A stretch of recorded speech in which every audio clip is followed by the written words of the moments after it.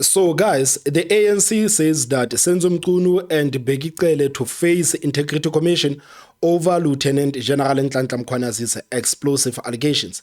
So, according to this article came out yesterday, and this article says that African National Congress figures implicated in General Mkhwanazi's explosive allegations on Sunday are expected to appear before the party's Integrity Commission. At the weekend, Mkhwanazi claimed that Police Minister Senzo Mkhunu had links to a well-known entrepreneur Vusimusi Matlala, and that Mkhunu had disbanded the KwaZulu-Natal political killings task team. So, guys, speaking about this figure that is called Vusimusi Matlala, you remember that yesterday the minister released a statement on social media, and on that statement the minister said that in response to the recent allegations made by Provincial Commissioner Mkhwanazi, and while respecting the President's call for calm, the Minister of Police Senzo Mkhunu feels it is important to clarify the following. And the first thing that the minister wanted to clarify is that the minister has never met Mr. Matlala, has never spoken to him, nor has the minister ever requested or received anything from him. And you have to remember that the minister released this statement after he was caught in a lie. You remember the minister said that he doesn't know that figure that the general was speaking about, this guy that is called Mkhwanazi, who was communicating with the general and actually revealing that he has sensitive South African Police Service information. And this guy is saying that he's an associate of the minister. The minister initially said that, I don't know who this Mkhwanazi is. But in the same statement where the minister denies knowing Mr. Matlala, he says that, furthermore, whilst the minister knows and has met Mr. Mkhwanazi, he is just a comrade and not an associate of the minister. The minister has never requested nor received anything from him. I mean, like, they like this lie. It seems like they like this line. The minister has never requested or received anything from him. So I think the next statement of the minister is going to sound exactly like this. Furthermore, whilst the minister knows and has met Mr. Vusimusi Matlala, because now he says that he doesn't know that guy. He doesn't know that guy. After he was exposed, saying that there's a certain person that they say I know and I don't know that person. So the minister is all over the place. The minister is all over the place. So the article continues to say that in a media statement on Wednesday, Mkhunu said that he has never met or spoken to Matlala. Mkhunu said that he has never requested or received anything from Matlala. However, he did state that he initiated a review of a police tender awarded to Matlala amid claims of possible wrongdoings. Quote, it was the same letter that has since been terminated, Mkhunu says. Furthermore, the former police minister Bheki Cele has been reportedly spent time at Matlala's luxurious home in Menlyn. So now this whole thing is dragging Bheki Cele because Bheki Cele is being exposed to having spent time at Matlala's luxurious home in Menlyn. So do you guys want us to believe that Bheki Cele can know somebody and Senzo Mkhunu not knowing that person? I think it is impossible. It is impossible. The Star reported that Cele stayed in a luxury penthouse suite just days before Matlala's company was awarded a 360 million rand South African Police Service Health Service tender. Listen to this, man. And I think this one on its own is a scandal on its own. Bheki Cele stayed in a luxury penthouse suite just days before Matlala's company was awarded a 360 million South African Police Service Health Services tender. According to the report, the visit was not logged through official South African Police Service or government channels, and there is no record of state funds being used. And this article continues to say that according to the ANC Secretary General Fikile Mbalula, they are expecting a full comprehensive report from Mkhunu following the KZN Commissioner's claim. Mbalula said that the ANC was on a renewal process and would not tolerate corruption and misconduct in the process. Fikile Mbalula likes to say that the ANC is in a renewal process. Man, we are in a renewal process. And Fikile Mbalula says that we have not met with the comrade Senzo Mkhunu in this particular instance. I am fully confident that he will engage with the leadership of the ANC and in particular Luthuli House on the allegations that have been made, Mbalula said at a media briefing. Quote, He owes it to the ANC. He doesn't have to be commanded. The ANC itself has its own processes, Integrity Commission and all of that. These are officials of the ANC, so he will brief us. Mbalula added that they can only act after President Ramaphosa meets with Senzo Mkhwanazi. Ramaphosa, meanwhile, said the claims made by Mkhwanazi is a matter of grave national concern that is receiving the highest priority attention. It is vital that the integrity of the country's security service is guarded and that the rule of law is affirmed. So this is what Ramaphosa has actually said after General Mkhwanazi has actually blew the lead on what these people are actually doing. So guys, I actually want us to go to this figure again, Vusimusi Ket Matlala, because yesterday guys, I saw a documentary here on YouTube, and this documentary was actually speaking about Vusimusi Ket Matlala. So I don't know how true these things are, but I'm thinking we should watch that documentary, man. I hope YouTube does not flag this, man. I hope the guy who created this documentary does not flag it. But according to this guy, according to this YouTube channel, this is Vusimusi Ket Matlala. Man, things that you're gonna hear here are insane. On Sunday, the 6th of July, General Mkhwanazi dropped a bombshell that shook the nation. No one expected someone in his position to speak so openly and so fiercely, but he did, and he brought receipts. One of the biggest revelations was the existence of a powerful cartel operating in Gauteng and the rest of the country. This isn't just a street gang. According to the general, the syndicate is involved in dope pushing, high-profile hits, and shady tender deals with hundreds of millions. Now Mkhwanazi claims that the cartel isn't just made up of criminals. It's celebrities, politicians, judges, and business moguls. They are all allegedly in on it. And at the center of this dark empire is one name, Vusi Ket Matlala, the alleged mastermind behind the chaos. The head of Aman Swart cracked open a web of assassination plots around Gauteng. Now Swart wasn't even the target. The hit that ended his life was meant for his colleague. Both men worked for an engineering company in the farm. They produced parts for Transnet, but there's a twist. Transnet was being supplied by a middleman who managed to mark up prices to an insane level. Now, when someone inside the company tried to blow the whistle, the cartel acted, but they took out the wrong person.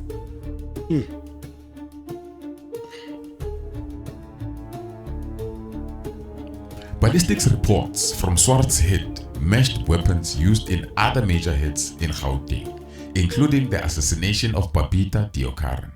Now, General Mkhwanazi added that these same guns were linked to other big artists who were laid down in Gauteng. Now, according to gossip blogger Musa Kaula, one of those artists might be DJ Somebody. Rumor has it that he may have been involved in the cartel's dope business, possibly, maybe laundering money through these nightclubs. Now, some bloggers even hinted at the fact that we should look closely at DJ Somebody's fleshy industry friends. Some of them, maybe, they may be part of the dirty game. Now, the general said artists, meaning there's more than one. And the only other artist who were shot and laid down in Gauteng recently, it was these guys from Pretoria. Peter Mashata, a well-known DJ from Pretoria who was taken out in Soshanguve, and Vusima R5, a pioneer of the Bacardi sound, also taken out in Soshanguve in Pretoria. Whether these hits are linked to the cartel or not, it's unclear.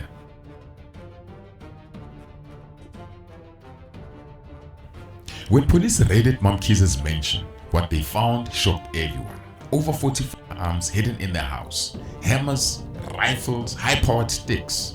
But here's where things got really strange. The hammers didn't belong to Mkhwanazi.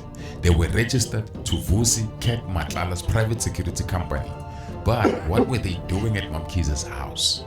Now, according to South African law, we are not allowed to store hammers at an unregistered address. It's a serious offense. The hammers can be confiscated and you can be arrested for it. But in this case, Vusi got all his weapons back. And just like that, no charges, no explanations. Now, if you remember, Mkhwanazi herself was once suspected of being involved in an attempted hit on a SARS official who was reportedly digging into her financial affairs. Now, investigators later discovered that the hitmen were actually flown in from Cape Town to do the job. Now, is Mkhwanazi a member of the cartel? I wonder. Vusi's wife caused a stir on social media when she posted a video on Instagram showing herself and her children riding in a government blue light convoy on their way to school. She was flaunting the VIP lifestyle, bragging online, acting untouchable. But what she didn't realize was that she had exposed a crack in a much bigger scandal, a glimpse into how deep their connections ran. Now, when law enforcement in Ekurhuleni was questioned about the woman who was using a blue light convoy, it was reported that the vehicles belonged to Cat Private Security, owned by her husband Vusi. But when it was checked on the system, the vehicles belonged to the state. Damn. And this is the same number plate, man. This is the same number plate. Jeez.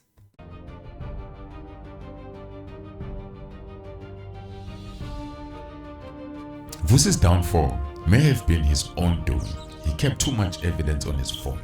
Voice notes, texts, documents, pictures, possibly even videos. Now, insiders believed this was done as leverage in case his high-powered allies ever tried to turn on him or throw him under the bus. This was his backup plan or his weapon of blackmail. Now, police got hold of the phone when Vusi was arrested for allegedly plotting a hit on his former girlfriend, Tobejane.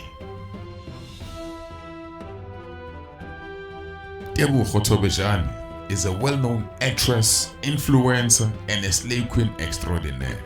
She was nearly assassinated. Now, reports say Vusi and his wife planned the hit together. And it wasn't just meant to hit her, it was meant to send a message. The plan was to disfigure her face so badly that an open casket would be impossible. It was cold and ruthless. And the motive, it's still unclear. But some believe Tobejane knew too much. Long before gossip blogger Mkhwanazi broke the cartel stories, Tebogo may have been the real source, but it's just speculations.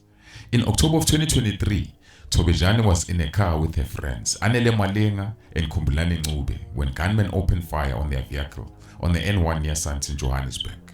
They survived, but one of her friends was seriously injured.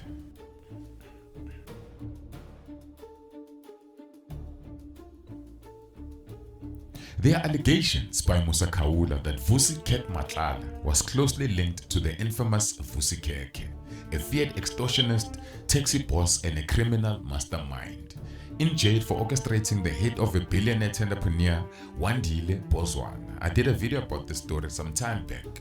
Now, according to Gossip Insider, Mr. Khawula, Matlala is believed to be one of the key figures behind Pretoria-based gang Boko Haram, a group accused of spreading fear and chaos across Tshwane. Now, through his private security company, Cat VIP Protection, Vusi has access to high-caliber firearms in large numbers, all under the cover of legitimate business.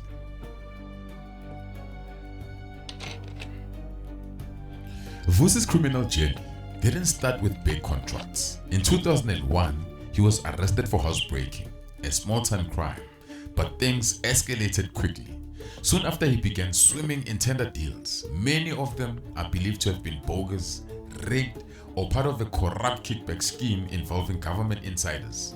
Now, according to reports, Vusi is part of a larger tender mafia, a shadow network that siphons billions from the country using fraudulent contracts. And if anyone dares to interfere, they get taken out, no questions asked.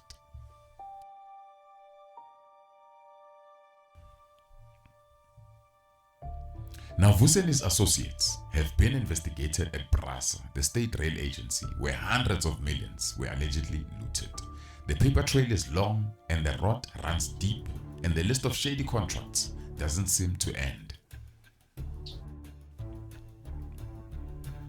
Now we're starting to understand how Vusi Ket Matlala managed to walk away from so many serious charges over the years.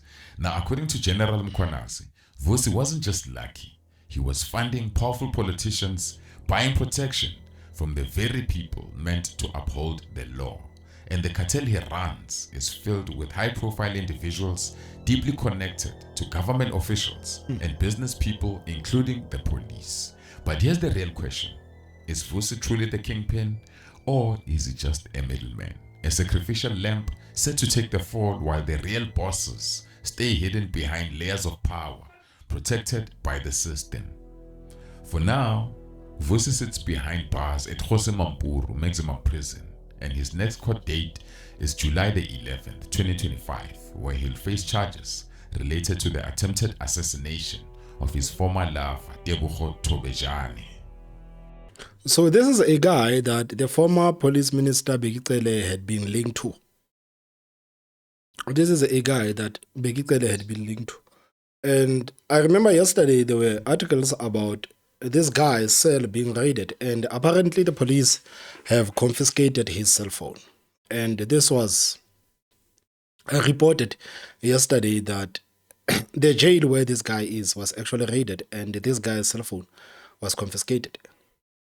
I mean, like, you listen to that, and you listen to the revelations made by General Mkhwanazi, man. I mean, like, which means us, speaking with these politicians, man, like, we are doing nothing. We are doing nothing, man. Absolutely nothing. But thanks to General Mkhwanazi, we are starting to learn about some of these things that we didn't know about. Of course, South Africans always had the belief that, these people in government, man, these people are corrupt, man. Clearly, these people are working with the criminals. And right now, it is coming out with names. It is coming out with names.